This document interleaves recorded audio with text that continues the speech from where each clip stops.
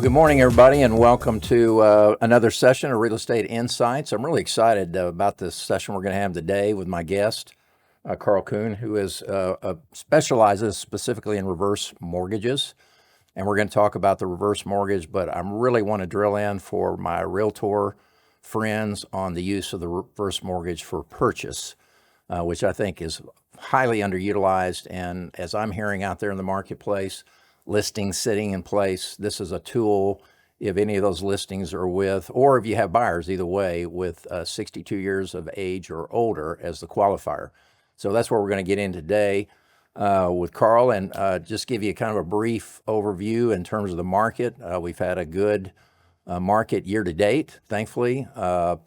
Didn't see the softness that I quite anticipated in August, and we've gotten a little resurgence in September for the refinance side of the equation, which we haven't seen in a while, so that's kind of nice. But overall, transaction flow seems to be good. We're all hopeful that the rates continue to soften to benefit everybody. Inventory is a little bit high, but that's natural to those two offsets. So all in all, we're very optimistic. We just opened our office in Flower Mound, 830 Parker Square, and Geneva Balch is heading that initiative for us. So I'm excited about that. We literally just moved into our new space this week. So all good. We're optimistic, and we're looking for good things to finish out our year. So my special guest today is Karl Kuhn. He's the Kuhn team, and he's the director of reverse lending and branch manager, by the way, of Integrity Home Mortgage Corporation, which is about a 20-year-old organization, correct? Yeah. So, and Karl was educated in the University of Texas, Dallas. Now, this is the part I'm going to have to try to figure out. He has a BA in biology with a focus on molecular cell bio. Yeah. and then he also went on and got accepted to UT San Antonio Medical School as well. So somewhere he did a pivot, and we're going to talk about that. But he's worked in this business for 21 years, serves as senior management at Integrity, and then he and his wife, Anna, provide which I really love, a faith-based mortgage advice accompanying every lending program that the market offers. In his personal life, you guys are empty nesters now, which it's a beautiful thing. It is a beautiful thing. I don't feel any shame about it. Yeah. And so he and his wife, Anna, they travel with their favorite companion, Annie, who's a 9-year-old dog. They just got back from Hawaii, which we've been talking about. And Karl also has a passion for competing in tennis, and Anna, I think, likes to get out and run on the road there. So together, they're very active in the community and giving back to the community. So Karl, welcome, and let's just jump in to that first part. How did you shift from a medical focus to a mortgage focus? Great question. Well, thanks for having me, Mark. You know, I keep it short because otherwise we'll talk about just this one topic.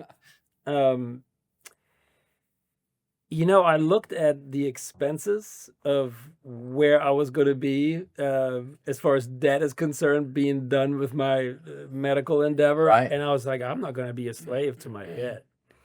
And a friend of mine introduced me to mortgage, and I was just fascinated with it. You know, the finances just came natural to me as far as looking at someone's credit report and things like that. Right. And when I fell into reverse just about a year later, I just absolutely became fascinated with the program and dug really deep.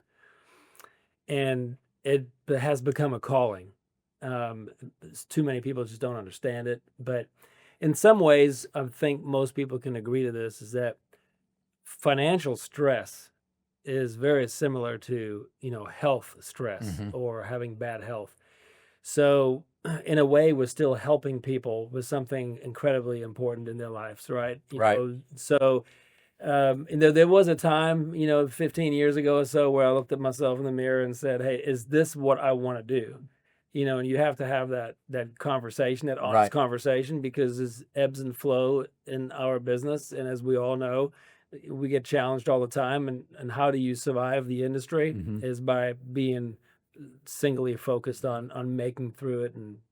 And so the transition was, there was a lot more going on to answer that question, but I still feel like I'm doing something really great for people. And I'm really expanding on things that is going to have an impact, hopefully a lasting impact on our communities. There's just so much going on. especially with senior homeowners and seniors in general. So, Well, I was looking at some of the information you sent me, some of the stats, which are not surprising to me, might be the other, but 54% of retirees only have the equity in their homes with no other retirement savings and funds yeah, to that side. So the senior homeowners hold roughly, I think you said 14 trillion in equity that's correct. out there. So um, it's a situation where, again, I think that financing in general is sometimes hard to interpret in the industry with just a normal mortgage, but when you get into the reverse side, Yeah. I think people understand what a reverse mortgage not means, but what when somebody says that, but they don't really know what the mechanics are of that side to it. So, um, what is I think in terms of that, what is the confusion you think with the reverse mortgage? And second to that, why is there somewhat of a negative impression about the reverse mortgage? So this should be multiple volumes of meeting on these kind of questions. Right. But to capsulate it, I think generationally speaking, we're talking about the American dream, right? And part of that is you pay off your mortgage, you go debt free into retirement. But in today's economy, life has changed dramatically when you talk about finances and financial security in retirement. It's the most recent event, COVID, has wiped out retirement savings for most of the younger groups just to traverse COVID. Well, what's going to happen with those people as they move on and become older? There's a 28% increase in expenses. Well, when you're retired and you're an elderly and maybe you have some savings in a retirement portfolio, and maybe you do have some limited extended health care, when you have a 28% increase in your expenses, you have to start looking at, okay, what's going to give? Well, that exposes yourself, right? So there's this idea that, have a free and clear home, which still everyone should strive for, but what is that equity doing for you as you're trying to survive the changes? So I think a lot of people are struggling with the idea of leveraging your home's equity as an asset that now becomes part of your entire portfolio retirement picture. And there's education that's really, really needed, not only for people themselves, but in the other financial sectors that we're dealing with, financial planners, advisors, insurance providers, which is what got me interested in being more involved, which is why I joined NAIFA, the National Association of Insurance and Financial Advisors, because they also, as an organization, realize that what had the traditional way of showing people how to save money or creating a nest egg for retirement, it's literally doesn't work anymore. There are studies through what's called the paper. These are peer-reviewed studies showing that even if you have $1.5 million in a portfolio managed, that you will run out of that money before you die. That's hearing those numbers, most people can't even conceptualize having that kind of money. So in short, there's very few people that have a secured retirement, the mega rich and the mass affluent people. So what about the rest of us? Right. Right? So I think reverse mortgages, when they came about in 1989, there was a massive problem that was created early on. And I know the question is, what's the disconnect? Why are people so afraid of reverse mortgages? So the biggest culprit for the negativity in it is that a reverse loan structure is based on the age of the borrower, right? It's life expectancy. So in a way, we're looking at someone's equity over time. And if we allow someone to leverage that equity to convert some of that equity into income or other resources that can be used, well, what's happening to the equity position over time as the homeowner is getting older and older and older, right? So in a reverse mortgage, the older you are, the greater the percentage of your home's value you can convert and then utilize that money. Okay. Utilize that money to supplement income, to potentially afford long-term care, right? Or to even bolster your own retirement account, which I mentioned earlier, shows to erode quicker. Portfolio exhaustion is a real problem right now in the financial industry. Mm-hmm. So, well, imagine that you are a married couple and one person is 62 years of age and the other spouse is 70. Well, if I make the structure based on the 70-year-old, I get more money, Mm-hmm. right? So when reverses first came out, a lot of people were actually allowing the younger spouse to be taken off the note in order to capitalize on the higher percentage of equity, having more money to deal with. Well, what happens if that older person passes away? Right. You can be on the deed of trust, but you're no longer on the note, Right. which means, well, a reverse has to be either refinanced. You have to either sell the house, refinance that reverse mortgage, because this person wasn't on the note. They're not eligible. It doesn't transfer over. Right. So people basically lost their houses. Not really, they didn't lose their house. No one took the house from them, but that reverse mortgage deferred payment eligibility didn't transfer. That, yeah. It didn't transfer over. Okay. So a lot of things have changed since then, right? So, you know, in Texas, we're a community state. Mm-hmm. Both spouses have to be 62 years of age, and both will be on the note. So when one of them passes away before the other, that benefit transfers to the other. Okay. So there have been a lot of layers of protection added for that to never, ever happen again. This was back in 1994 that this happened, but it's never gone away. You don't forget that kind of trauma, right? Right. And so a lot of people have, I guess, quote unquote, stuck their hands in the sand. And as soon as that word reverse comes out at a backyard barbecue party, you know, it's an automatic, you know, hair standing up on the back of your neck. It's like, don't talk to me anymore about this. Right. But it is an incredible program. And some of the smartest financial experts in the United States have realized how powerful it is and actually have stated that it's basically going to change the way the financial industry is going to model itself. It has now become a pivotal part of someone's portfolio, their retirement strategy. And so that education is happening. And there's a lot of financial professionals who are still not willing to open their minds, but things have to change. When people run out of money, when the United States taxpayers cannot carry the burden of Medicare and Medicaid, it's not sustainable. Mm-hmm. So things have to change. So we're doing a lot of things with NAFA on the legislative side to bring awareness and solutions for these issues.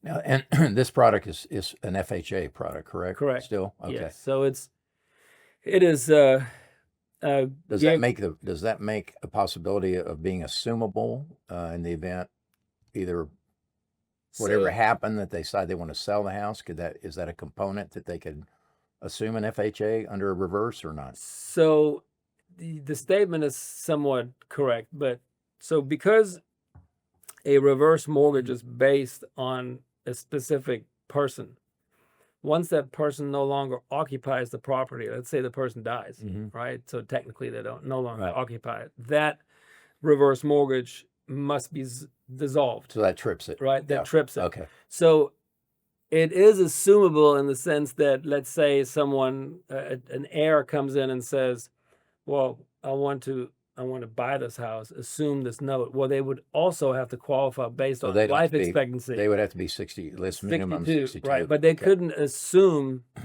an older person's reverse because the entire structure is based on age and value of the property. So it's somewhat true, but Yeah, you know, yeah, yeah, they'd have to go through requalifying in right. essence in Yeah. order. It's a big misconception. Yeah. You know, talking about HUD and Right. housing and urban development, and I think the number one misconception is it's a knee-jerk reaction where people say, "Well, I don't want to give my house to the government." Well, I don't know where that started, Right. honestly. I think it may just be, you know, got messed up when Right. all that things happened back before Yeah. 1994. Well, and the other thing is that they think that if I do a reverse mortgage, I lose title Hmm. to my property. I think that's a huge Right. misconception, is it not? Absolutely, 100%. So, you know, a reverse mortgage is really no different than a forward mortgage, which is such a thing, actually. Mm-hmm. It's just a forward amortizing loan. As you're making payments, your balance, your principal forwardly reduces, Reducing, right? yeah. So reverse is you're mostly deferring mortgage Right. payments, so it's reversely amortizing. But a lot of people think that it's no different than most people purchase a home that put, you know, a certain amount of money down and Right. there's a lien holder. But even when your lien is free and clear and you've paid it off, do you really own your home? Mm-hmm. Well, if you don't pay your property taxes, you'll find out real quick You don't. if you own your home. Yeah. Which, you know, that's another debate right now, Right. by the way. You Yeah. know, the government is actually talking about taxations Yeah. and things like that, which is, you know, should have happened a long, long time Yeah, ago. Yeah. agreed. But you own the home 100%. You can refinance it. You can sell it. You know, you can even make payments on a reverse mortgage, which now we'll go into very powerful technical parts of reverses, which I hope one day we have a chance to really um, show. You know, tomorrow, as I mentioned to you, I'm part of a big NAFA event for CE, and it's going to be a lot of people there. And this is the first time in 20 years, that we're actually bringing a solution to issues that insurance providers and financial advisors, you know, have faced over the last 20 years. We're actually bringing a solution to how can you bridge the gap where people can be cared for, you know, their own or their parents' medical needs, or how can we bolster a retirement portfolio? Right. It can all be done through a reverse mortgage and the features of the reverse mortgage. And it's absolutely amazing what you can do with it.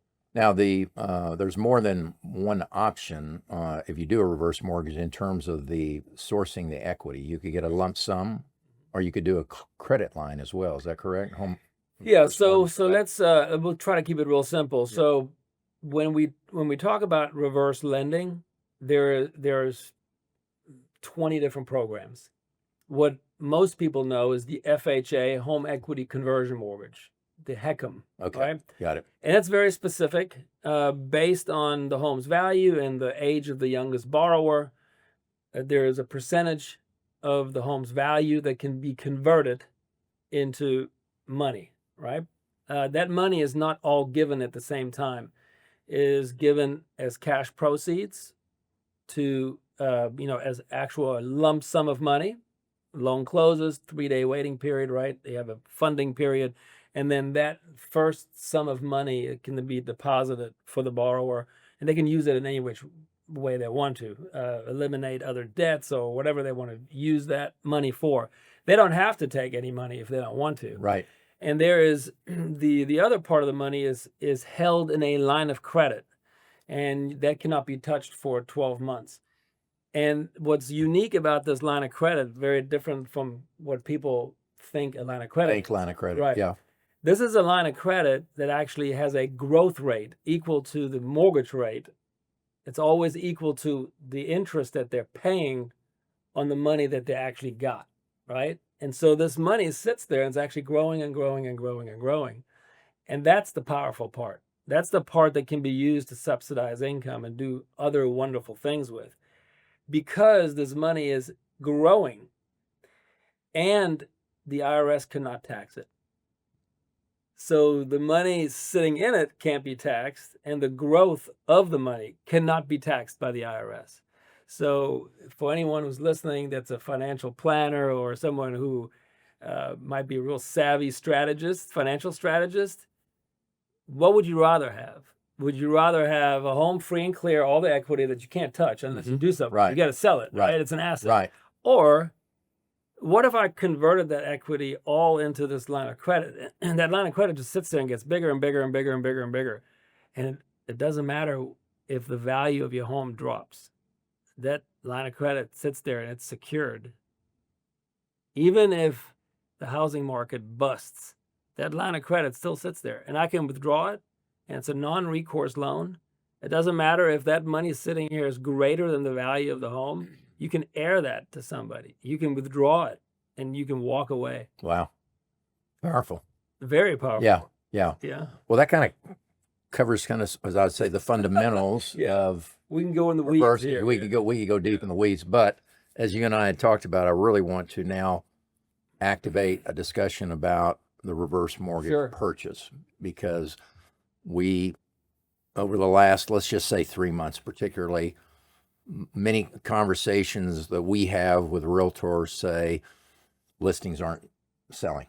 Mhm. You know, the inventory is rising. We note that, but they may have out there a candidate for a reverse mortgage purchase based on that same 62 side that they're just not even thinking about. Correct. I want to bring that to the forefront of a thought. So talk to me about the purchase side of a reverse mortgage. So when the Housing and Economic Recovery Act of 2009 was passed, a lot of things changed in the financial industry, Dodd-Frank and all that kind of stuff.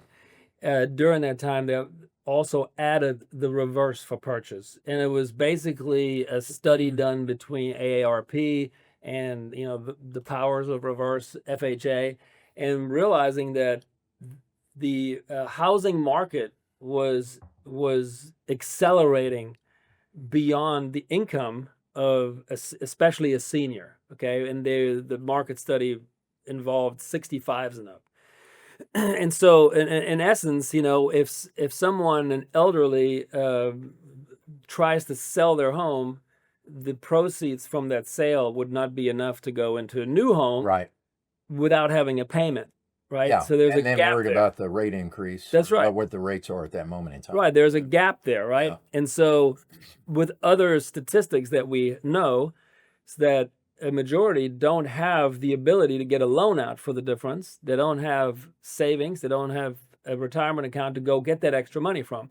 So H4P, HECM for purchase, reverse for purchase, all the same thing. Think of it as a big down payment assistance program.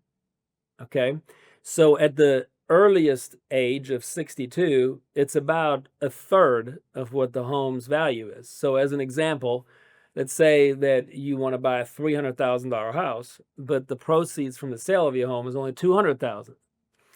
Well, the government, HUD, would actually kick in a third of the sales price when you're 62.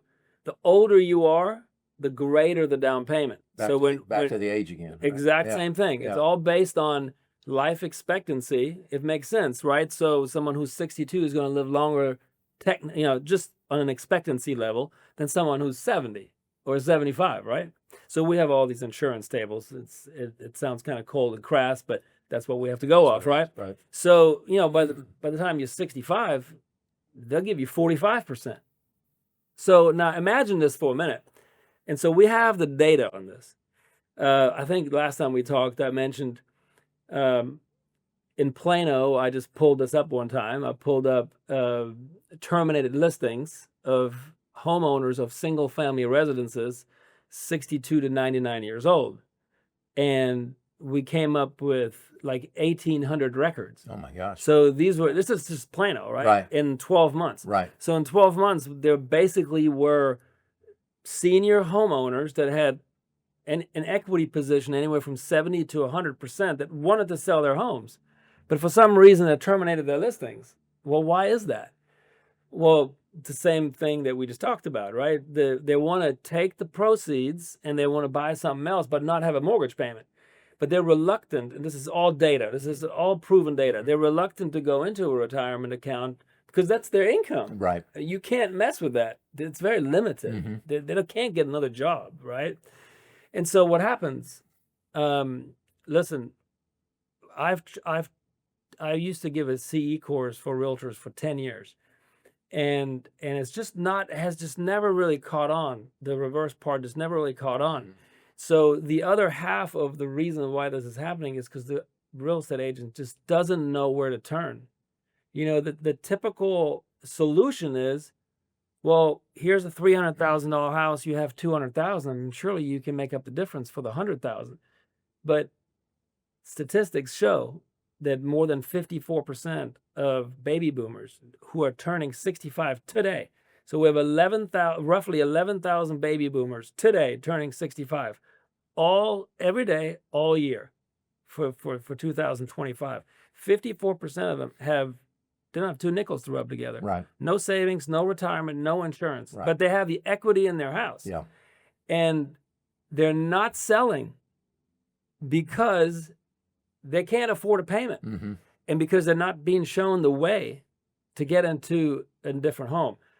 Well, when we talk about a different home for this kind of buyer, we're talking close to family, church, low maintenance requirements, because they're coming out of an old home that's they just can't afford to keep up with it anymore, right? Yeah. They need to get into a home that is cheaper, easier for their budgets, especially with a 28% increase in expenses that COVID brought. Mm-hmm.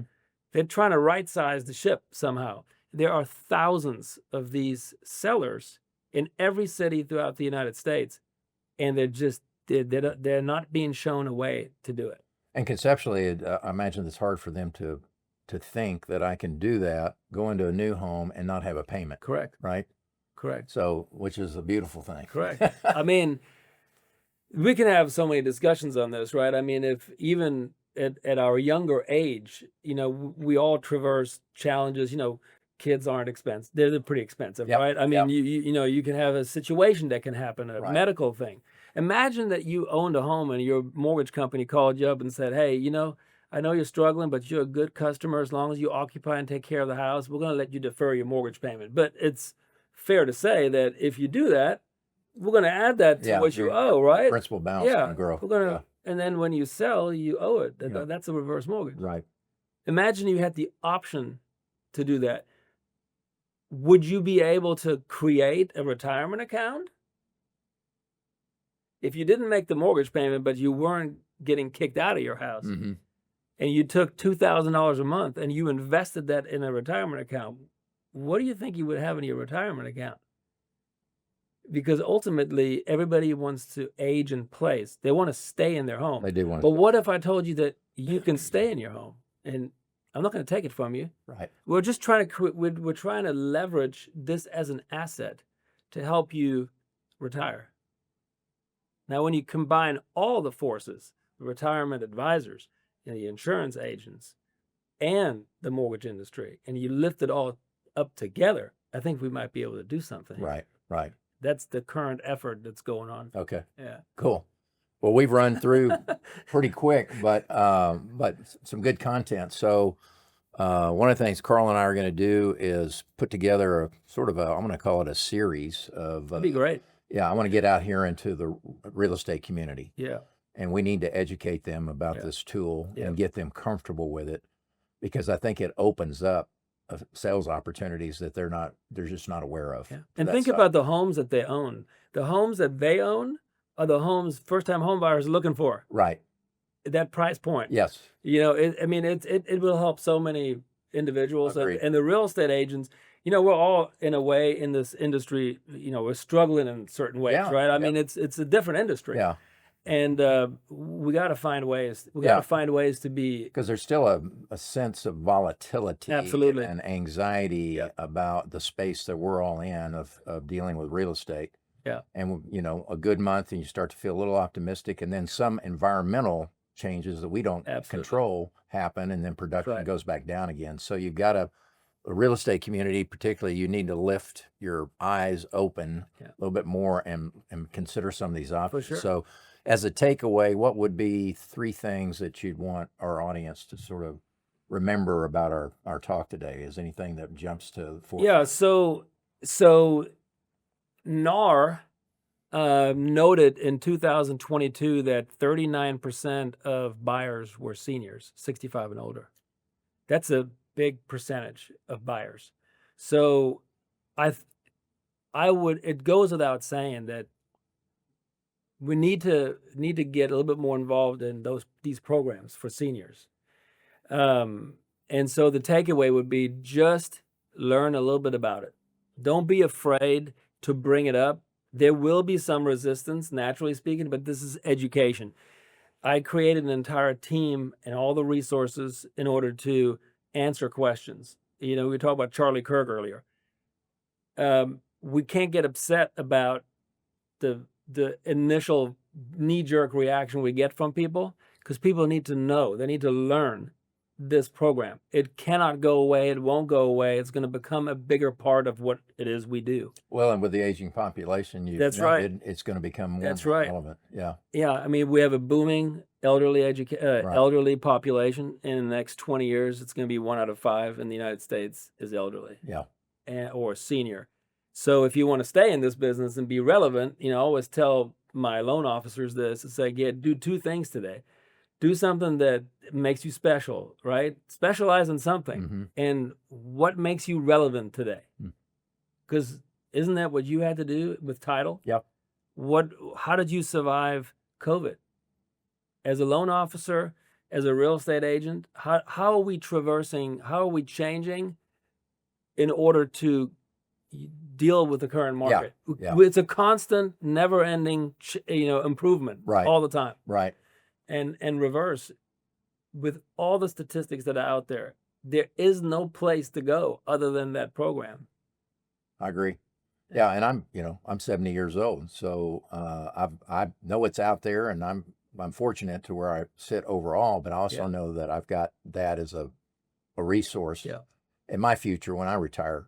Yeah, that's just one more little stake in the ground that I could feel more comfortable about. It's called a buffer asset. That's what Wade Fowle called it. A buffer asset. It's just there to help, kind of buffer the financial issues everybody runs into. Right. Well, and eventually, because I even hear more immediate stories of people that are managing their parents right now.